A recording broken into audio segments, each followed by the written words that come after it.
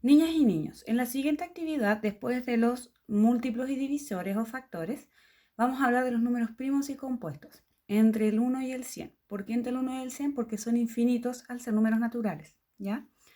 Esta presentación se la enviaron y es lo mismo que ustedes tienen que hacer en la guía, solo que yo lo voy a hacer más expedito aquí en la presentación. Vamos a trabajarlo en base a la criba de Eratóstenes. La criba de Eratóstenes es una cuadrícula de números del 1 al 100, en la cual vamos a hacer lo siguiente. Lo primero que ustedes tienen que hacer es colorear todos los múltiplos de 2 de un mismo color, pero no colorear el 2. Ya recordemos que los múltiplos son los resultados de la multiplicación de dicho número. Entonces, al colorearlo nos daba esto. Obviamente dejamos el 2 sin colorear, como decía la instrucción. Luego vamos a hacer exactamente lo mismo con el 3.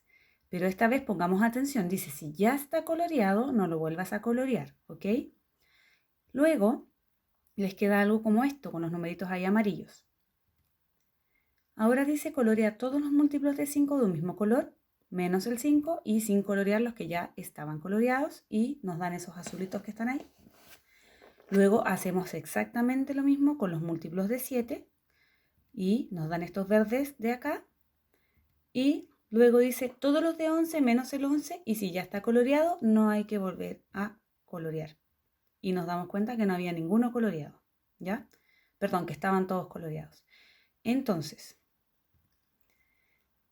los números que no se pintaron son los números primos, ¿ya? No es que sean primos de familiares, sino que ya vamos a ver lo que significa. Y los que sí se pintaron son los números compuestos. Entonces, ¿cuáles son los números primos entre 1 y 100? Estos que están aquí, que son todos los que quedaron sin pintar. ¿Y qué características tienen en común esos números? Analicemos. Por ejemplo, el 2 fue un número que no quedó coloreado. Y la pregunta dice, ¿qué número lo divide? Al 2 solamente lo divide el 2 y el 1. Más de alguno me va a decir, no, cualquiera lo puede dividir. Exacto. Pero lo que nosotros estamos buscando es que nos dé una división exacta. Es decir, restó 0. Y si lo dividimos por cualquier otro número, nos va a dar un número decimal. Veamos, por ejemplo, el número 3. ¿Qué número lo divide? El 3 y el 1. Yo puedo dividir 3 dividido en 4, me va a dar un decimal. Entonces, tampoco se puede. Lo mismo ocurría con el 5 y con el 11. Entonces, ¿qué son los números primos?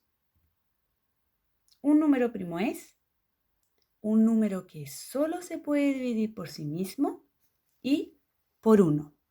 Veamos el ejemplo de la hojita. Dice así.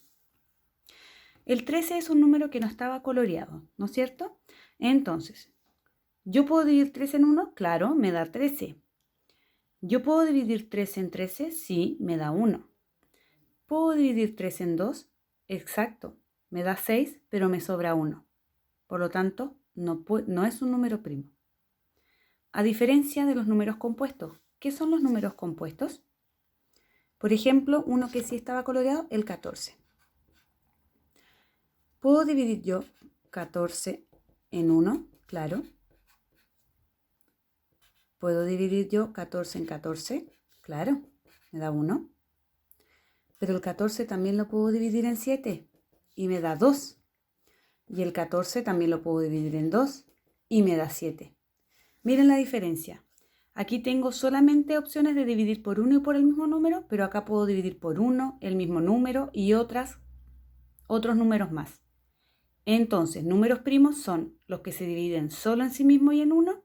Números compuestos son los que tienen varios divisores. ¿Se entiende?